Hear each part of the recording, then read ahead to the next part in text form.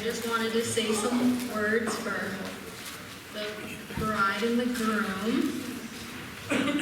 Alright. I just wanted to start out by saying how, sorry, I'm gonna start crying right away. I'm so happy for the both of you, and I'm so grateful to be a part of your special day. Matt, I see the way that you look at my mom, and it's with the most utter respect and beauty. You bring peace and security into her life, and knowing that brings me so much joy. You have such a beautiful soul, and I thank God every day that my mom has someone like you in her life. If anyone gets a chance to know Matt the way that I do, you would see how selfless he is. Matt is the type of person to give and give, even when he has nothing more to give. He will always go the extra mile to make sure that everyone is happy and comfortable. Matt is an extraordinary father to Matthew and Savannah, and he steps up to ensure that me and Wyatt are included as well. I don't think I've ever met anyone with the amount of patience that you hold, because you'll need a lot of that to deal with my mom. So welcome to the family, Matt. We all love you. And Mom, when people ask me, who do you look up to the most, or what is something that you're the most proud of, I answer with my mom. I'm the most proud of everything you've accomplished and created in this lifetime. Being able to grow up with you has been the biggest blessing of all. You are my person. I look to you for all the answers. And although you may not think you have a good one, it's always the best one to me.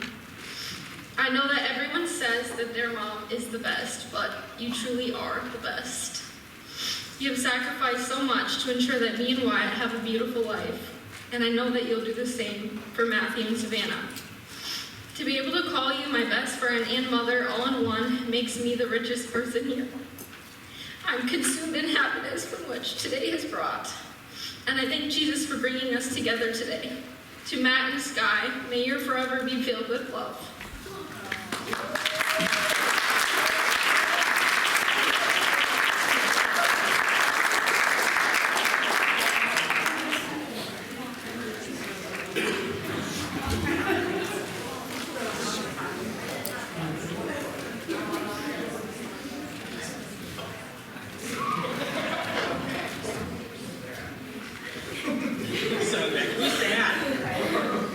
Who's that short guy?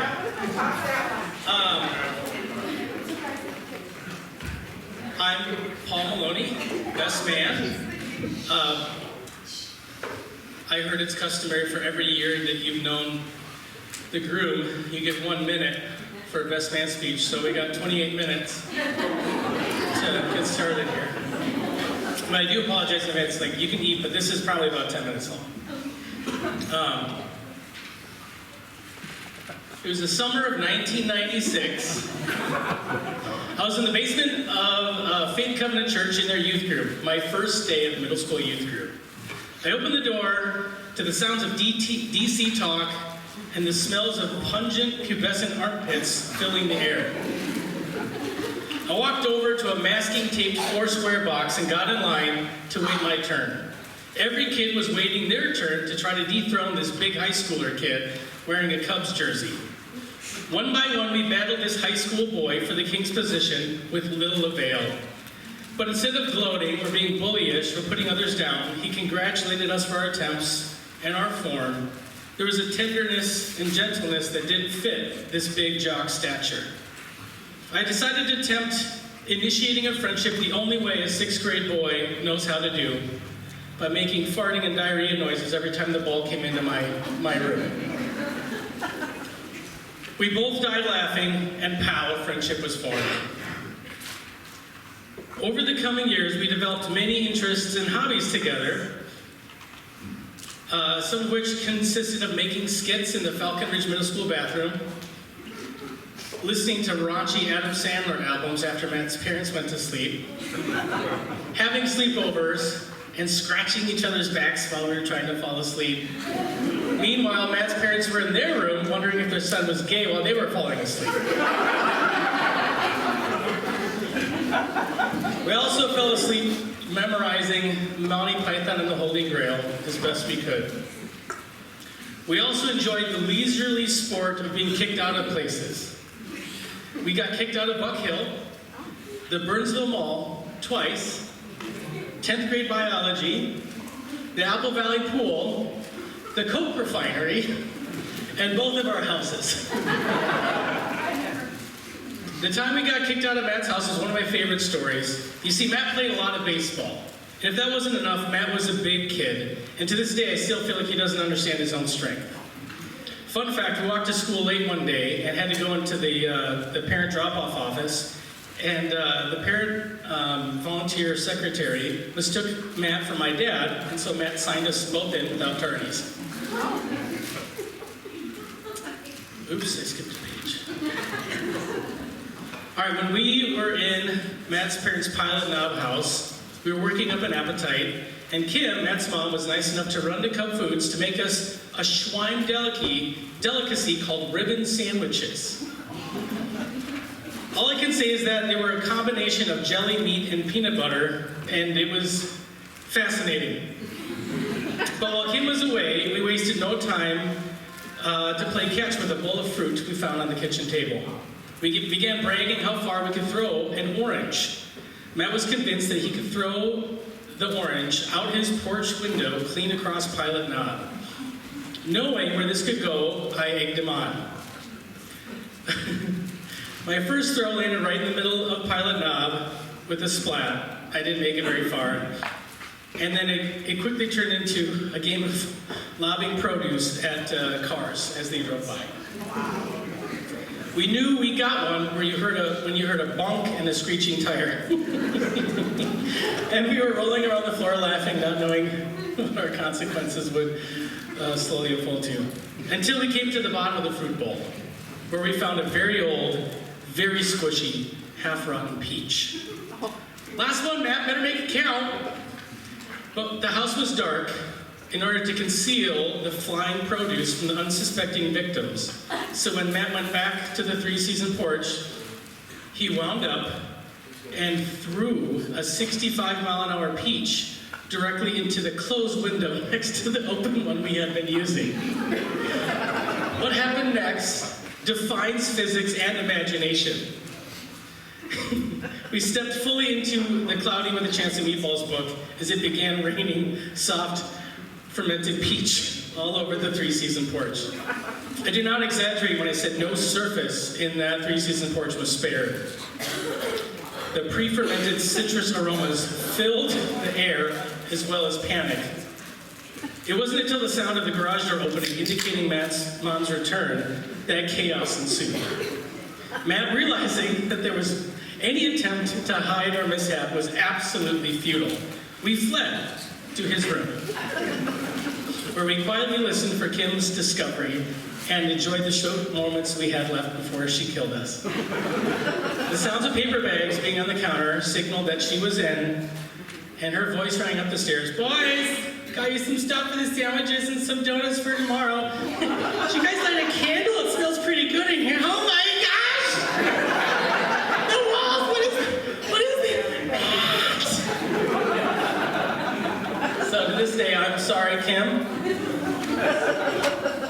But thank you to all the members of the Schwein family for making me feel like I was a part of it.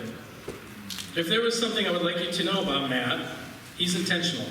Matt literally spends his time thinking about the most creative ways that most of us never will, just to be intentional with us. If I had a rough day and Matt found out about it, don't be surprised if you or someone else got a spontaneous package of retro video games and homemade scotcheroos with a homemade greeting card on your back step for him trying to cheer you up. Matt is generous. I let slip one time that all the video games in my house were monopolized by my gamer wife and kids. And a week later, Matt surprised me with a brand new Xbox, steering wheel and controllers and a game. Matt's generosity comes before his budget, and I say that to show you that he frequently lets his heart lead before his head. I want you to know that I'm proud of Matt. Over the last 4 years, he has undergone a brutal journey of growth, humility, and searching. I'm proud of how hard you fought for your kids. I'm proud of how much you turned the cheek.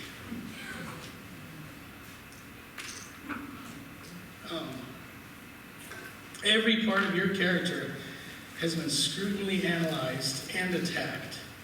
I'm proud of you for putting up with that and putting yourself into a position where you can ask others any qualms that they've ever had for you so you can apologize for those too. I'm proud of how you create family. And I'm also proud of your efforts to blend in making a tight family unit. As so many people age, they get more prideful, more stubborn, and stuck in their ways. And I'm proud that you've become a softer, more humble, and probably the best listener you've ever become. I'm proud of how fast you are to apologize now and how slow you are to deflect. There's several people in my life, including close ministry partners in these last couple of years, that have walked away from God.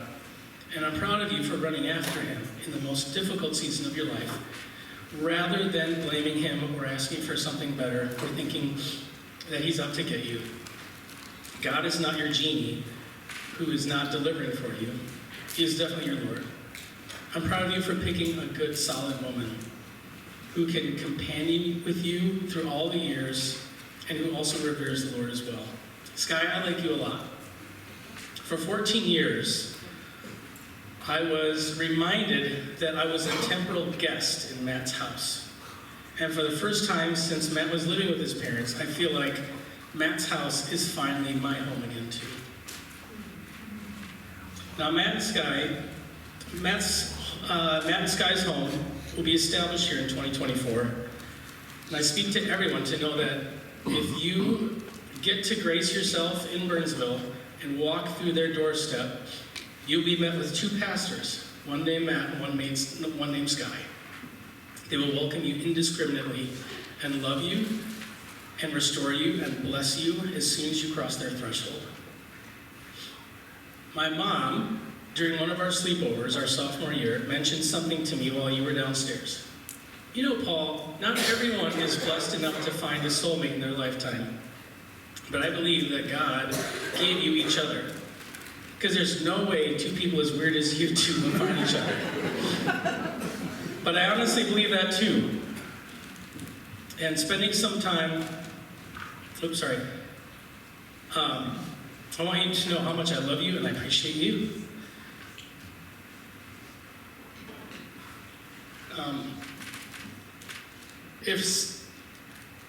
To kind of paint a picture for the room, if I lost Matt, I wouldn't lose my best friend. I would lose half of myself as well. It would be just gone. God didn't give me two brothers, he gave me three. I love you.